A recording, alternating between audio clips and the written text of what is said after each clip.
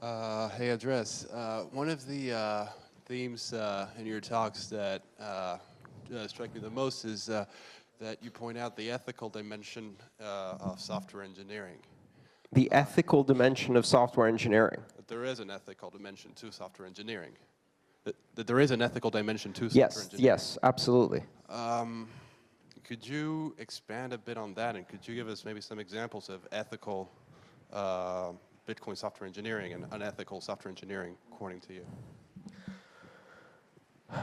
If there is such a thing. One of the great influences I had is a book by Lawrence Lessig written in 1991 called Code and Other Laws of Cyberspace.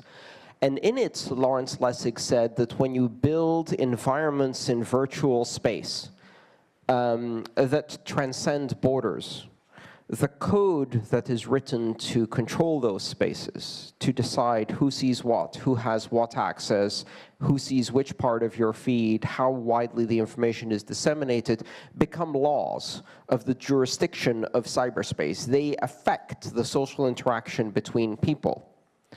And so, as a coder, what you're doing is you're setting down standards for societal interaction. And you can create code that, as a form of speech, liberates billions of people. And you can create code that creates a totalitarian, dystopian, fascist nightmare.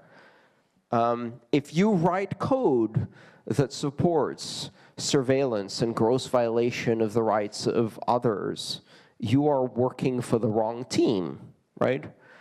Because you have it within your capability to write code for good.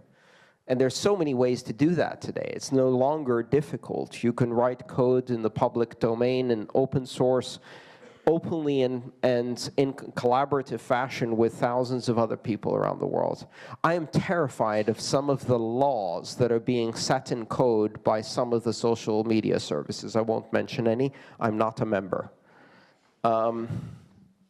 Because what they do is they are beginning to shape social interaction in a way that is completely out of control.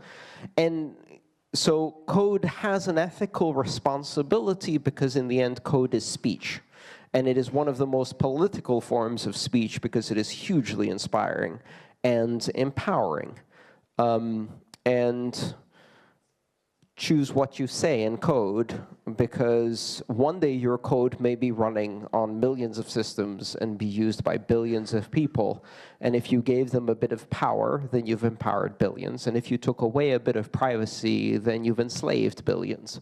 And there are very few domains in our world where an individual can have that kind of power. So yes, I believe the ethical responsibilities you have as a coder are very high.